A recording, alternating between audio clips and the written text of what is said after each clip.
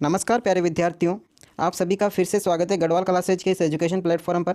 साथियों, आज हमारा हिंदी शिक्षण विधियों का सेकंड पार्ट यानी कि जो है सेकंड क्लास है, ठीक है ना। 100% मैं आपको कवर कराने वाला हूँ। पूरे यूट्यूब पर कहीं पर भी नहीं मिलेगा जहाँ पर शिक्षण विधियों को 100% कराया जाए, ठीक है ना।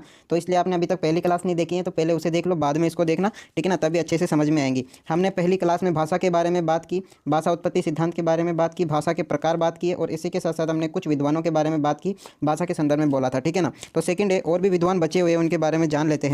तो बाबूराव सक्सेना ने क्या कहा था भाषा के बारे में? सबसे अच्छी बात तो ये, बाबूराव सक्सेना ने कहा था कि भाषा हमारे मुख से निकलने वाले ध्वनि संकेतों का ऐसा समूह है कि भाषा हमारे मुख से निकलने वाले ध्वनि संकेतों का ऐसा समूह है जिसे विचार विनिमय किया जाता है। अब समझने की कोशिश करना कि विचार विनिमय जिसमें भी आ जाए आपको बाबूराव सक्सेना के साथ में चला जाना है। कैसे याद करेंगे सब कुछ मैं आपको बताऊंगा।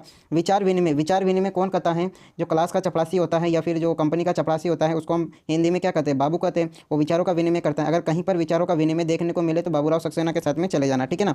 अगले वैज्ञानिक थे कामता प्रसाद गुरु। कामता प्रसाद गुरु ने भाषा के बारे में कहा था कि भाषा वह साधन है, ठीक है ना, भाषा वह साधन है जिससे मनुष्य अपने विचार दूसरों पर भली भांति व्यक्त करता है तथा दूसरों के विचार भली प्रकार से ग्रहण करता है। अब देखो इसको कैसे याद करेंगे। कामता, कामता यानी कि आप इसको काम से ले सकते हो, कामता को आप काम से ले सकते हो। अगर कोई भली भांति काम करेगा तो उसको सिंपल सा वेतन ज़्यादा मिलेगा, ठीक है ना। कोई भली भांति काम करेगा तो उसको वेतन ज़्यादा मिलेगा, यानी कि इसमें भली भांति भली भली दो बार आ रही है, यानी कि जिसमें भली भली दो बार दिख जाए कामता प्रसाद गुरु के साथ में चले जाना, ठीक है ना।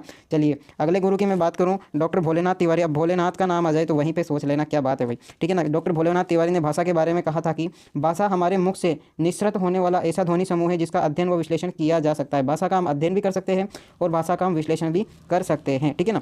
तो यानी कि भोलेनाथ का हम अध्ययन कर सकते हैं, विश्लेषण कर सकते हैं, लेकिन उसको देख नहीं सकते। इस प्रकार से आप इसको जो इसका पहचान कर सकते हैं, ठीक है ना। अध्ययन या विश्लेषण जहाँ पर भी दिखे भोलेनाथ तिवारी के साथ में शिफ्ट हो जाना, ठीक है ना। चलिए अगली बात करते हैं। अगले मनोवैज्ञानिक थे सीताराम चतुर्वेदी, जिसके सीता प्लस राम और चारों देवों, जो चारों लोगों का स्वामी सीताराम चतुर्वेदी ने क्या कहा था भाषा के बारे में? भाषा के आविर्भाव से सारा संसार गूंगों की विराट बस्ती जो बनने से बच गया, ठीक है ना, बनने से बच गया, ठीक है ना। सीताराम चतुर्वेदी। अब सीता या राम हमें हमेशा बचाते ही है, ठीक है ना। सीता और राम हमें हमेशा बचाते ही है, यानी कि जो विराट गूंगों की बस्ती से बचने का काम आ जाए तो सीताराम चतुर्वेदी, ठीक है ना। पूरा संसार, चारों लोग, ठीक है ना। इसी प्रकार आप इनको पहचान कर सकते हो। चलिए मैक्स मुलर ने क्या कहा था? मैक्स मुलर ने कहा था कि यदि भाषा ईश्वर की देन है तो निसंदेह एक श्रेष्ठ कृति होगी, क्योंकि भाषा हमारे विचारों की जननी है। सभी को पता है भाषा हमारे विचारों की जननी है। अगर भाषा नहीं होगी तो हम विचारों का आदान प्रदान कैसे करेंगे, ठीक है ना। और निसंदेह अगर ईश्वर ने इसको, ईश्वर की जो ये देन है तो ये श्रेष्ठ तो होगी, इसमें कोई संदेह की बात नहीं है, ये कहना चाहता है मैक्स मुलर, ठीक है ना। इसको इस प्रकार से आप पहचान सकते हो, ईश्वर की देन,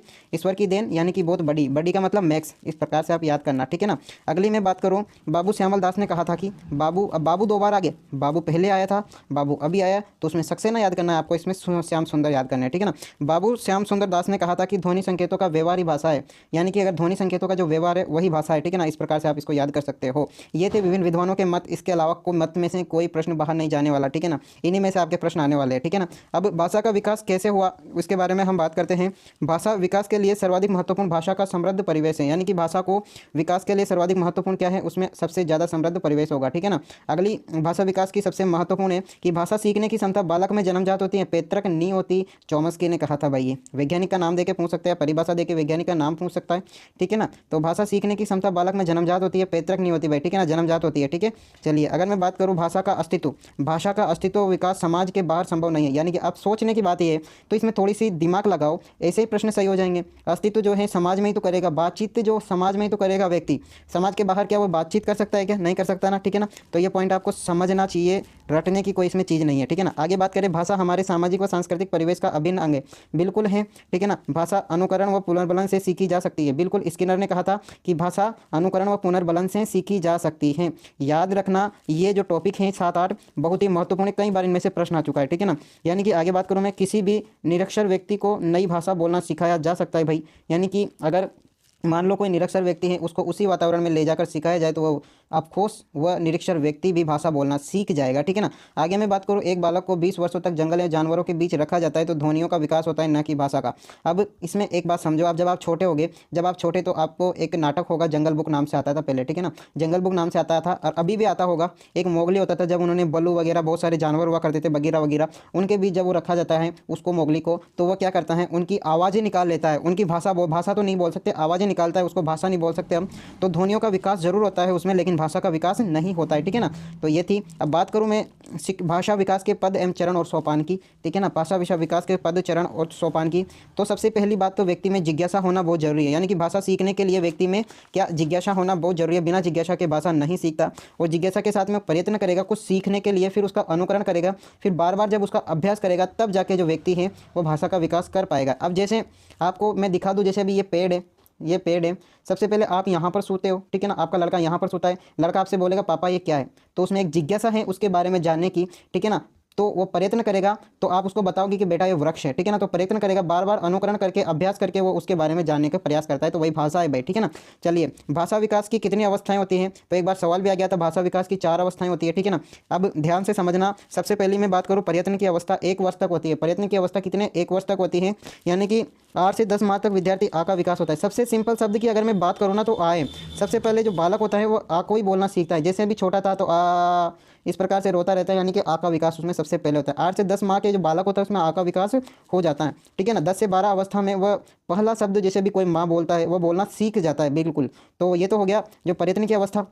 अनुकरण यानी कि इस अवस्था में जो बालक हैं वह टूटा फूटा वाक्य बोलना प्रारंभ कर देता है। 2 वर्ष 6 माह का जब बालक हो जाता है तो टूटा फूटा वाक्य जैसा भी वो बोलना प्रारंभ कर देता है, ठीक है ना। आगे मैं बात करूँ मूर्त से अमूर्त की ओर। मूर्त से भाषा मूर्त से अमूर्त की ओर चलती है, ठीक है ना। यानी कि 3 वर्ष 4 माह के जो बालक होता है वह कल्पना करता है, ठीक है ना। इसे कल्पना की आयु कहते हैं। जैसे अभी तो बालक को खिलौना दोगे तो कल्पना करेगा कि मैं बादलों में चले जाऊँ, घूमने चले जाऊँ, बिल्कुल इसी प्रकार से वो कल्पना करता है। तो इसे कल्पना विकास की आयु कहते हैं, ठीक है ना। यानी कि जब छोटे हो गए तो बालक को हम पानी में चंद्रमा दिखाकर बोलते हैं बेटा चंदा मामा है, तो कल्पना करता है, ठीक है ना।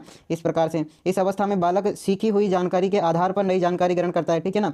तो उदाहरण देके बताऊं तो काफी लंबी वीडियो हो जाएगी, ठीक है ना। अब याद करनी है आपको। अगली अवस्था है अभिव्यक्ति की अवस्था। अभिव्यक्ति की अवस्था, यह अवस्था में क्या कहते हैं कि इसमें बालक जो है औपचारिक व अनौपचारिक सभी वाक्य का जो है बोलना प्रारंभ कर देता है, उनका अनुकरण करना प्रारंभ कर देता है, यानी कि अनुकरण करता है। यानी कि इस अवस्था को विद्यालय प्रारंभ की इस अवस्था में लगभग सभी छात्र या सभी विद्यार्थी सभी बालक विद्यालय जाने लगते हैं 5 वर्ष की आयु में, ठीक है ना। चलिए अगले में बात करूँ भाषा की कुछ विशेषताएं जो महत्वपूर्ण है और एग्जाम में पूछी भी गई है। ध्यान से पढ़ना, ध्यान से देखो। ये भाषा एक अर्जित संपत्ति है। भाषा एक अर्जित संपत्ति है, बल्कि पैतृक नहीं है। भाषा को अगर आप अर्जित करोगे तभी भाषा सीखी जाएगी। जन्म से जो माँ के पेट से कोई भाषा सीख के नहीं आता है, ठीक है ना। अगली में बात करूँ भाषा वातावरण से प्रभावित होती है। भाषा का अधिगम व अर्जन दोनों किया जा सकता है, ठीक है ना। भाषा जो होती है वातावरण से प्रभावित होती है, इसका अधिगम व अर्जन दोनों किया जा सकता है, ये भी आपको ध्यान रखना है। भाषा एक परिवर्तनशील प्रक्रिया है, अर्थात भाषा में लचीलेपन का गुण होता है, ठीक है ना। बिल्कुल जिस वातावरण में जाओगे वहाँ पर भाषा चेंज होती रहती है, ठीक है। इसी प्रकार लचीलेपन का है। भाषा एक सामाजिक संबंधों की सीढ़ी है, यानी कि भाषा के माध्यम से हम एक व्यक्ति से दूसरे व्यक्ति में संबंध बना पाते हैं, ठीक है ना। आगे मैं बात उन संबंधों की बात नहीं कर रहा मैं। भाषा स्थल से सूक्ष्म चलती है, बिल्कुल ये तो आपको ध्यान रहना चाहिए। भाषा स्थूल से सूक्ष्म की ओर चलती है। भाषा का प्रधान स्वरूप मौखिक होता है। अगर बोलेंगे नहीं तो समझेंगे कैसे, समझेंगे नहीं तो लिखेंगे कैसे, सब कुछ जो होता है वो मौखिक होता है, यानी कि मौखिक इसका प्रधान स्वरूप होता है। ये थे आज के पॉइंट। आज हमने जो भी पढ़ा एक बार उसको रिवाइज कर लेना आप लोग, ठीक है ना। और मिलते हैं इसी प्रकार की सुबह मिलेंगे हम। तो सुबह में इससे भी बड़ी क्लास लेके आऊँगा। बहुत कुछ आज हमने सीखा है, ठीक है ना। इसी प्रकार से हम हिंदी शिक्षण विधियों के कोर्स को कंप्लीट करने वाले। तब तक के लिए बाय।